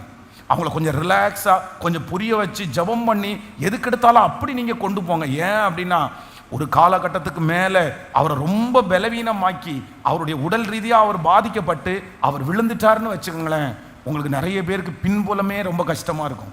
எல்லாருக்கும் இல்லை சொல்கிறேன், அது ரொம்ப கஷ்டமாக இருக்கும். அவங்க இருக்கிற வரைக்கும் அவங்க பலவீனப்பட்டு போயிட்டாங்க. ஒரு சூழ்நிலை மாறிச்சுன்னா நம்ம அதுக்கப்புறம் அவ்வளோ கசக்கி அவ்வளோ கடினப்படுத்திட்டு அதுக்கப்புறம் இயேசுவே இயேசுவேன்னு கூப்பிட்டு நம்ம என்ன பிரயோஜனம்? அந்த மாதிரி நடந்துக்கிட்டு எல்லாத்தையும் பண்ணிட்டு எல்லா சூழ்நிலையும் கொண்டு வந்துட்டு அதுக்கப்புறம் இப்போ நான் உங்களை நேசிக்கிறேன் அப்படின்னு சொன்னேன், என்ன எப்படி பிரயோஜனம்? அப்படி கிடையாது. அதான் நான் திரும்ப சொல்ல, கொன்றாதீங்கன்றேன், கணவனாரை கொன்றாதீங்க. அதே போல ஐயாக்களும் அப்படிதான். ஒரு ஏஜ் வரைக்கும் தான் ஐயா, 50 வயசுக்கு மேலே இருக்கிற ஒவ்வொரு தகப்பனாரையும் பாருங்க, 55 வயசுக்கு மேலே எல்லாம் எல்லாருமே மோஸ்ட்லி அவங்களுடைய மனைவியை டிபெண்ட் பண்ணி தான் இருப்பாங்க. அவங்க சொன்ன உடனே சரின்னுவாங்க எல்லாம். ஏன் அப்படின்னா அதுக்கப்புறம் தான் தெரியும், ஐயோ நம்ம இவ்வளோ கஷ்டப்படுத்திட்டோமே, நம்முடைய சுயநலத்துக்காக இவ்வளோ கஷ்டப்படுத்திட்டோமே, நம்ம ஏதோ ஒன்று மனசில் வச்சுட்டு இவ்வளோ இப்படி கஷ்டப்படுத்திட்டோமே அப்படின்ற உணர்வு அப்போதான். நீங்கள் எந்த விஷயத்துக்காக கோவப்பட்டீங்களோ, நீங்கள் எந்த விஷயத்துக்காக சந்தேகப்பட்டீங்களோ, நீங்கள் எந்த விஷயத்துக்காக அவங்கள திட்டுனீங்களோ, அந்த விஷயம் ஒரு பெரிய விஷயம் இல்லைன்ற ஒரு அண்டர்ஸ்டாண்டிங் உங்களுக்கு ஒரு நாள் வரும் பாருங்க. சரி, நம்ம இப்படி போய் புரிஞ்சுக்காம இப்படி போய் அவளை திட்டோமே, புரிஞ்சுக்காம இவ்வளோ போய் இவ்வளோ கஷ்டப்படுத்திட்டோமே அப்படின்ற ஒரு சூழ்நிலை உங்களுக்கு வரும்போது உங்களுக்கு ரொம்ப கஷ்டமாக இருக்கும், ரொம்ப கஷ்டமாக இருக்கும். அண்டர்ஸ்டாண்டிங் அப்படின்றது ஒரு கணவன் மனைவிக்குள்ள கண்டிப்பாக அவசியமான ஒன்று. தேவை. கொஞ்சம் நம்ம அந்த குறுகலாக யோசிக்கிறத விட கொஞ்சம் ப்ராடாக யோசிக்க வேண்டியதான். அவள் தான் அப்படி தான் யோசிச்சு தான் ஆகணும். அப்படி யோசிச்சாதான் நீங்கள் குடும்பத்தை நல்லா கட்ட முடியும். இன்னைக்கு நிறைய குடும்பங்களில் வர பிரச்சனைக்கு காரணம் என்ன அப்படின்னா இந்த குறுகலாக யோசிக்கிறது தான், சின்ன மைண்டாக யோசிக்கிறது தான், ஒரு ப்ராட் மைண்ட் இல்லாமல் அப்படி யோசிக்கிறது தான். சரி, ஓகே, அவருக்கு இந்த மிஸ்டேக் இருக்கும், அவ்வளோதான், ஏப்பா இப்படி பண்ணுறீங்க, அந்த மாதிரி தான். அப்படி நம்ம கொண்டு போய் தான் ரெடி பண்ண முடியும். இல்லை அப்படின்னா ரொம்ப கடினமாய் ரொம்ப வித்தியாசமாக நடத்தினா குடும்பத்தை கட்டி காக்கவே முடியாது. அதனால் அந்த ஞானத்தை கர்த்தர் தருவார். அதற்கு ஒரு வெளிச்சம் தேவை. அந்த குடும்பத்தை நடத்துவதற்கு ஒரு வெளிச்சம் தேவை, கணவனாரை நடத்துவதற்கு ஒரு வெளிச்சம் தேவை, வாலிப பிள்ளைகளுக்கு முன்னாடி இருக்கிற தப்புகளை கண்டுபிடிக்கிறதுக்கு ஒரு வெளிச்சம் தேவை. அதற்காக தான் கர்த்தர் வாக்கு கொடுக்கிறார், தாவீதிற்கு ஒரு கொம்பை முளைக்க பண்ணுவேன், நான் அபிஷேகம் பண்ணினவனுக்காக ஒரு விளக்கை ஆயத்தம் பண்ணினேன். அந்த விளக்கு இந்த சத்தத்தை கேட்கிற அத்தனை பேருக்கும், ஆன்லைன்ல இந்த சத்தத்தை கேட்கிற அத்தனை பேருக்கும் ஒரு விளக்கு ஆயத்தப்படுத்தப்படட்டும். அந்த பாவத்தை கண்டுபிடிக்கிறதுக்கு ஒரு விளக்கு ஆயத்தப்படுத்தப்படட்டும். முன்னாடி இருக்கிற ஆசீர்வாதத்தை கண்டுபிடிக்கிறதுக்கு ஒரு விளக்கு ஆயத்தப்படுத்தப்படணும். தனக்கு முன்பாக இருக்கிற வேலையை நேர்த்தியாய் செய்வதற்கு ஒரு விளக்கு ஆயத்தப்படுத்தப்படட்டும். அந்த குடும்பத்தை நடத்துறதற்கு ஒரு விளக்கு ஆயத்தப்படுத்தப்படட்டும். ஒரு விளக்கு ஆயத்தப்படுத்தப்படட்டும். ஸோ எங்க வாங்க அப்படின்னு சொன்னா, இருளிலிருந்து எங்க வரணும்? நீங்க சத்தமா சொல்லுங்க எல்லாருமே, பக்கத்துல கையை பிடிச்சு சொல்லுங்க, வெளிச்சத்திற்கு வாங்க, வெளிச்சத்திற்கு வாங்க, வெளிச்சத்திற்கு வாங்க. ஹலோ, ஆமேன் சொல்லுங்கள். கணவன் மனைவி நல்லா யோசிச்சுக்குங்க. நீங்க 2 பேருமே ஒப்புரவாய் தான். கேட்கல, சத்தமா சொல்லுங்க.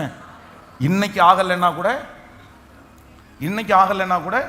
என்னைக்காவது ஒரு நாள் ஆயிதான் ஆகணும். ஏன்னா இப்பெல்லாம் பிரிஞ்சு கிடக்கிறவங்க கடைசியில் பிள்ளைக்கு மேரேஜ், பையனுக்கு மேரேஜ் வரும்போது யார் வேணும்?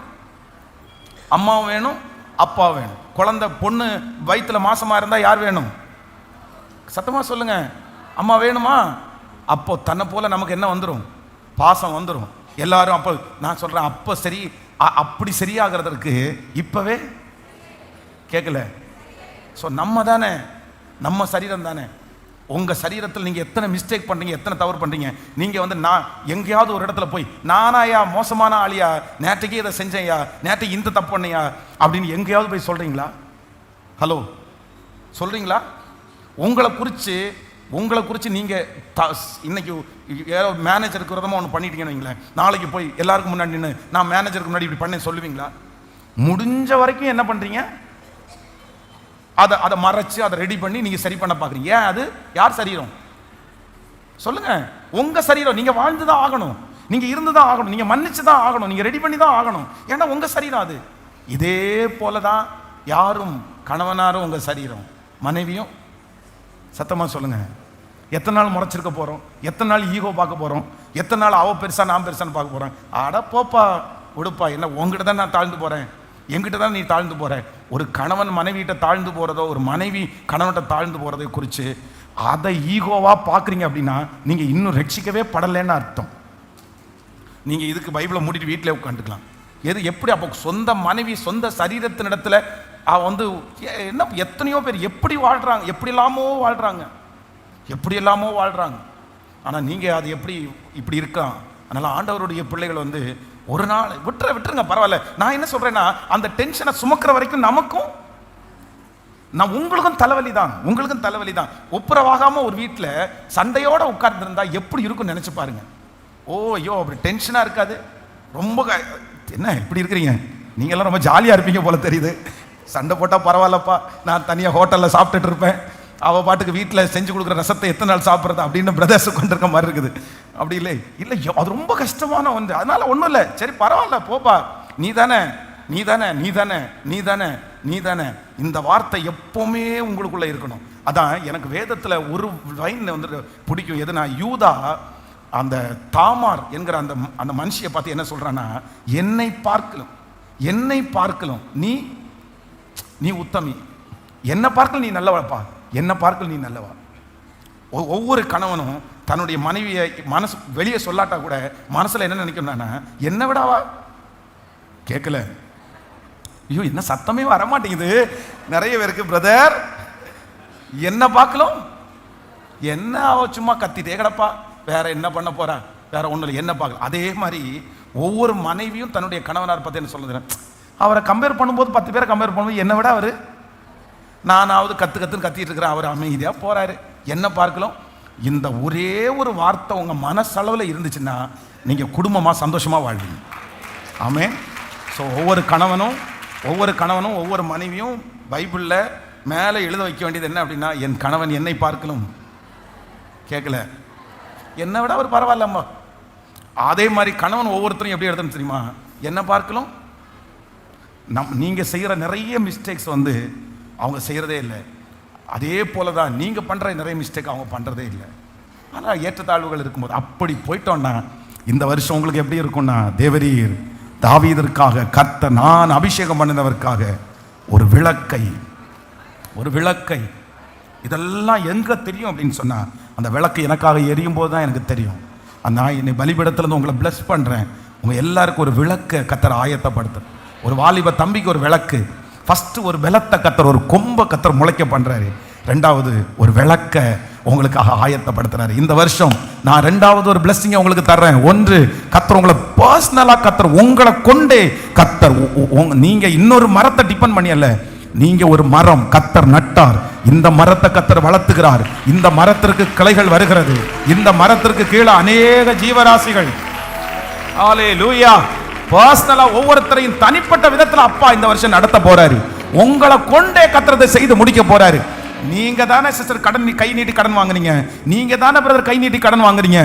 உங்களை கொண்டே அதை திருப்பி கொடுக்க வைப்பார். உங்களை கத்தர் அப்படி பிளஸ் பண்ணுவார். நீங்க பயப்படாதீங்க, நீங்க பயப்படாதீங்க. ஆண்டவர் உங்க கூட இருக்கிறார். அவர் பரம வைத்தியர், அவர் பரம டாக்டர், அவர் பெரிய செல்வந்தர் அவர். அதனால உங்களை ஆண்டவர் பிளஸ் பண்ணுவார். ஆண்டவர் நம்மளை தனிப்பட்ட விதத்தில் கத்த நடத்துறதற்கு முதல்ல கத்த நமக்கு கொடுக்கிற ஆசீர்வாதம், தேவரீர் எனக்கு கொம்பை முளைக்க பண்ணுவார். நம்பர் 2, இரண்டாவதாக கத்தர் எனக்காக ஒரு விளக்கை கத்தர் ஆயத்தப்படுத்துவார். வாலிப தம்பி தங்கச்சி எல்லாருக்கும் என்ன வேணும்? ஒரு விளக்கு. ஒரு விளக்கு. இந்த விளக்கு எரிஞ்சிட்டே இருந்துச்சுன்னா, அதான் தேவாலயத்தில் இருக்கிற விளக்கு எரிஞ்சது மாதிரி ஸ்தோத்திரம், அந்த ஆண்டவரோடு உள்ள உறவு அந்த விளக்கு எரிஞ்சிட்டே இருந்துச்சுன்னா, ஏதாவது ஒரு பையன் தப்பா உங்களோட அப்ரோச் பண்ண வந்தா கூட கண்டுபிடிச்சிருவீங்க. உள்ளுக்குள்ள என்ன இருக்குது, வெளியே என்ன இருக்குன்னு கண்டுபிடிச்சிருவீங்க. ஏன்னா இன்னைக்கு இருக்கிறது மொத்தமும் வேஷம், இன்னைக்கு இருக்கிற மொத்தமும் நடிப்பு, ரொம்ப நடிப்பு. வாலிப தம்பி தங்கச்சிங்க ரொம்ப கவனமா இருக்கணும். மொத்தமும் நடிப்புப்பா. உன்னை நேசிக்கிறது மாதிரி நடிப்பான், உனக்கு வாங்கி கொடுக்கறது மாதிரி நடிப்பாங்க. ஐயோ, பின்னாடி விஷம் உள்ளுக்குள்ள இருக்கும். அது எப்ப தெரியும் தெரியுமா? அவன் என்ன, அந்த பையன் அந்த பொண்ணு என்னத்துக்காக உங்களிடத்துல அப்ரோச் பண்றாங்களோ அந்த காரியம் முடிஞ்சிருச்சுன்னு வச்சுங்களேன், அவனுடைய உண்மையான ரூபம் அப்ப தெரியும்பா. அப்ப தெரியும்பா. உன் சரீரத்திற்கு ஆசைப்படுறானா, உன் கூட சரீரத்தில் அவன் உடன்படிக்கை தொட்டுட்டான்னு வச்சுங்க, அதுக்கப்புறம் அவன் யாருன்னு தெரியும். அடுத்து உன்னுடைய பணத்துக்காக ஆசைப்படுறாளா, உங்ககிட்ட காசை கறக்குறாங்க பாருங்க, உன்கிட்ட காசு இல்லைன்னு தெரியுது பாருங்க, அன்னைக்கு அவங்களுடைய தெரியும். அதனால எதுக்காக வர்றாங்களோ அது கிடைச்சிச்சுன்னா, அதை அடைஞ்சிட்டாங்கன்னா அதுக்கப்புறம் உங்களை ஒரு பேப்பர் மாதிரி தூக்கி போட்டுருவாங்க. ரொம்ப ஜாக்கிரதை. வெளியூர்ல இருந்து உள்ளூர்ல படிக்கிற, கோயம்புத்தூர்ல படிக்கிற, வெளியூர்ல படிக்கிற தங்கச்சி, உன்னை ரொம்ப அன்பா கேட்கிறேன், கவனமா இரு சாமி, கவனமா இரு. உங்க அப்பா இல்ல, உங்க அம்மா இங்க இடத்துல இல்ல. நீ சொல்றதான் உங்க அப்பா நம்புவாங்க, நீ சொல்றதா உங்க அம்மா நம்புவாங்க. நீ தனியா இருக்க. நீ தனியா இருக்கிறதுனால நீ எப்படி வேணாலும் வாழலான்னு நினைக்காத. நீ யாரோட வந்தாலும் தெரியாதுன்னு நீ நினைக்காத. யாரையாவது பேசும்போது உனக்கு தெரியாதுன்னு நினைக்காத. எல்லாருடைய கண்ணையும் நீ மறைச்சிட்டு உன்னுடைய லைஃபை நீ நாசம் பண்ணிட்டு இருக்கிற. உன் லைஃபை நீ நாசம் பண்ணியிருக்க. இப்போ உனக்கு தெரியாது. இது ஒரு பெரிய பிரச்சனையா உனக்கு முன்னாடி உன்னால இதுல இருந்து வெளியவே வர முடியாதுன்ற ஒரு சூழ்நிலையில உனக்கு ரொம்ப ஆபத்தா மாறிடும். நீ எல்லாருக்கும் மறைச்சிடுற. இல்ல, அவங்களுக்கு தெரிஞ்சதுனால எதுவும் பண்ண போறதில்ல, அவங்களுக்கு எல்லாம் மறைக்கிற. ஆனா உன் லைஃப் கர்த்தருடைய சமூகத்தில் இருக்கணும். நீ விழுந்துராத, நீ போயிடாத, ரொம்ப ஜாக்கிரதையா இரு, ஏமாந்துராத. நீ பசங்களும் இன்னைக்கெல்லாம் ரொம்ப பழக்கமாயிருச்சு. சிட்டியில் பசங்க பிள்ளைங்க பேசுறது, பசங்க பிள்ளைங்க பைக்கில் போகிறது, சேட் பண்ணுறது, இதெல்லாம் ரொம்ப ஈஸியாயிருச்சு. ஏன்னா எல்லாரும் அப்படி தான் பண்ணுறாங்க. உன் காலேஜில் 40 பேர் இருந்தால் 35 பேர் அப்படி இருக்கலாம். ஆனால் நான் என்ன நம்புறேன்னா, அந்த 39 பேர் இருந்தால் கூட அந்த ஒருத்தருடைய லிஸ்ட்டில் நீ இருமாக, நீ இருமக, அதுதான் சாட்சி. அப்படிதான் நீ இருக்கணும். வேண்டாம், அது வேண்டாம். நீ எல்லார்ட்டையும் சந்தோஷமா பழகு, அது தப்பு இல்லை. பசங்கள்கிட்ட பேசுறது தப்புன்னு சொல்லலை, பிள்ளைங்கள்ட்ட பேசுறது தப்புன்னு சொல்லலை. நல்ல சந்தோஷமா கண்ணை பார்த்து பேசு, கண்ணை பார்த்து பேசி பழகு. அவங்கள்ட்ட உங்களுடைய பாட புத்தகம் எல்லாத்தையும், அதெல்லாம் பிரச்சனை இல்லை. நீ ஒரு நல்ல ஒரு ஜென்ரலா, ஒரு நல்ல ஒரு தலைவனா அப்படி யோசி. நீ ஏன்னா நிறைய பேருக்கு முன்னாடி நீ ஆலோசகன், நீ வந்தது நீ தான் அந்த இடத்துல தலைவனாய் தலைவியா இருக்க முடியும். அதனால சந்தோஷமா இரு. ஆனா அதே நேரத்தில் என்ன பண்ணிடாத அப்படின்னு சொன்னா, உலகத்துல இருக்கிற சில சிக்கலுக்குள்ள நீ மாட்டினேன்னா நீ வெளியவே வர முடியாது. காலம் முழுதும் உனக்கு பிரச்சனையா இருக்கும். இப்போ சிலது தப்புல ஈஸியா இருக்கும், ஆனா என்னைக்காவது ஒரு நாள் அது உனக்கு வாழ்க்கையில தீமையாய் நிற்கும். அதனால ஆண்டவர் இன்னைக்கு உனக்கு எச்சரிக்கிறார். ஆண்டவர் யாரோ ஒருத்தரை எச்சரிக்கிறார். பசங்களும் அப்படிதான். இந்த போதை பொருட்களுக்கு அடிமையாகிறது. இப்போ கூட இருக்கிற ஃப்ரெண்ட்ஸு உன்னை வழி நடத்தலாம். தயவு செய்து விழுந்துராதப்பா, தயவு செய்து விழுந்துராத. அந்த டேஸ்டே நீ பார்க்க வேண்டாம், அது தேவையில்லை. எதுக்கு அந்த டேஸ்ட்டை நீ பார்க்கணும்? அதுல என்ன இருக்குது? அது உன்னை அடிமைப்படுத்தும். விழுந்துராத. என்ன டேஸ்ட் பார்க்க தான் சொல்லுவாங்க, இதை நீ ட்ரை பண்ணி பாருன்னு தான் சொல்லுவாங்க. அதுக்கப்புறம் வாழ்க்கை ஒன்றும் இல்லாமல் போயிடும். ரொம்ப ஜாக்கிரதை, தற்கொலையில் கொண்டு போய் விட்டுரும். ஆமேன்னு சொல்லுங்க. இதுக்கு எல்லாத்துக்கும் என்ன தேவை அப்படின்னு சொன்னா, ஒரு விளக்கு. இந்த விளக்கு என்னது? விளக்கு. பைபிள் விளக்க குறித்து என்ன சொல்லுது? பைபிள் விளக்க குறித்து என்ன? பைபிளில் விளக்குனா என்ன சொல்லுது? உன் வேதமே வெளிச்சம், வேதமே வெளிச்சம், வேதமே வெளிச்சம். அந்த பைபிள் வசனத்தை எல்லாம் இருதயத்தில் வச்சிருந்தா அந்த வெளிச்சம் உங்களை என்ன பண்ணும்னா இருளிலே உங்களை பிரகாசமாய் அந்த வெளிச்சம் நடத்தும். ஹல்லேலூயா. ஸோ இன்னையோட மனம் திரும்பி ஆண்டவர் உங்களை மீட்டெடுக்கிறதுக்கு கர்த்தர் கிருபை செய்வார். நம்பர் 3, மூன்றாவது ஒரு காரியத்தை வேகமாய் சொல்லி நான் முடிக்கிறேன். வாசிக்கலாம். 18வது வசனத்தை வாசிக்கலாமா? 18வது வசனத்தை வாசிக்கலாம். ஆமேன். அவன் சத்துருக்களுக்கு வெட்கத்தை உடுத்துவேன், அவன் மீதிலோ அவன் கிரீடம் பூக்கும். சொல்லுங்கள் எல்லாரும், அவன் சத்துருக்களுக்கு வெட்கத்தை உடுத்துவேன். ஆமேன். அவன் மீதிலோ அவன் கிரீடம் பூக்கும். ஹல்லேலூயா. ஃபர்ஸ்ட் கொம்பு, இன்னொன்று விளக்கு, இன்னொன்று இப்போ மூணாவது கர்த்தர் ஒன்று கொடுக்குறாரு. என்ன கொடுக்குறாருன்னா அவன் கிரீடம், அவன் கிரீடம், அவன் கிரீடம். நான் நம்புறேன் உங்களுக்கு கர்த்தர் ஒரு இந்த வருஷத்தில் சொன்னபடியே கர்த்தர் ஒரு ஆளுகை கர்த்தர் தருவார். எந்தெந்த இடத்திலெல்லாம் சிறுமைப்பட்டீர்களோ, எந்தெந்த இடத்திலெல்லாம் மன கஷ்டத்தை அனுபவித்தீர்களோ, அங்கெல்லாம் ஆண்டவர் உங்களுக்கு ஒரு புகழ்ச்சியை கொடுத்து உங்க ஒரு கிரீடம் உங்கள் தலையின் மேல் பூக்க போகிறது.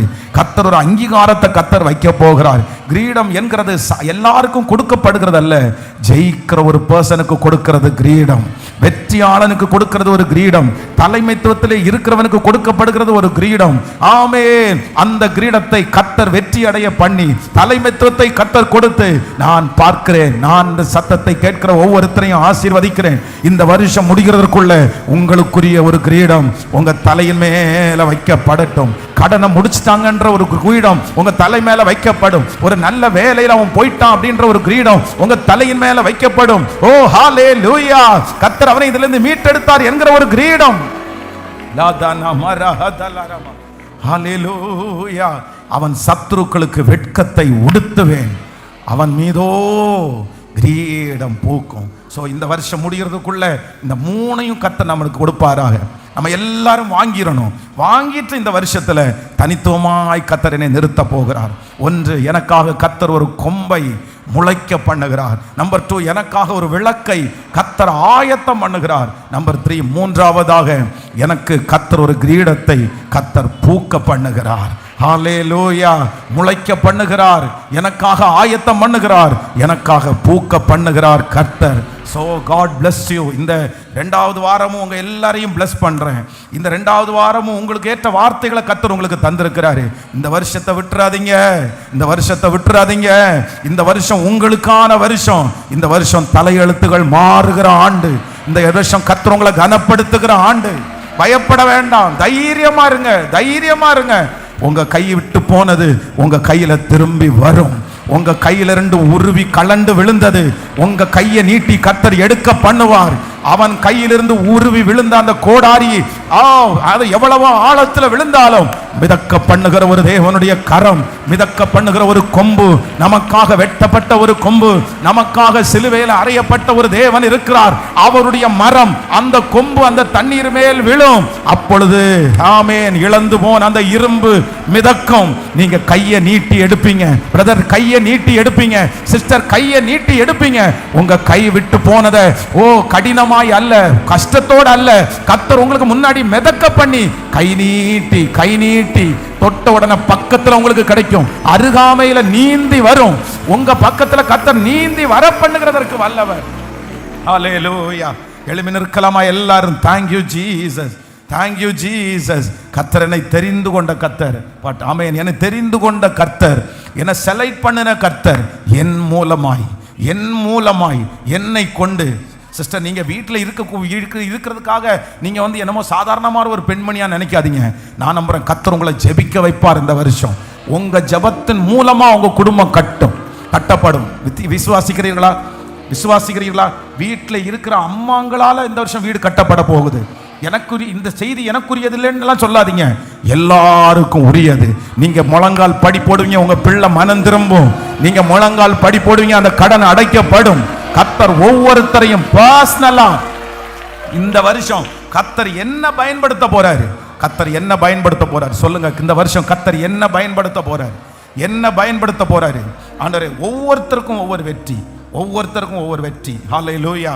வாலிப தம்பிங்க தங்கச்சிங்க எல்லாருக்காகவும் நான் வந்து பிளஸ் பண்ணி உங்களுக்காக நீ முடிச்சு ஜெபம் பண்றேன். நீங்க எல்லாரும் தனிப்பட்ட விதத்துல உனக்குன்னு ஒண்ணு வேணும் மகன், உனக்குன்னு ஒண்ணு வேணும்.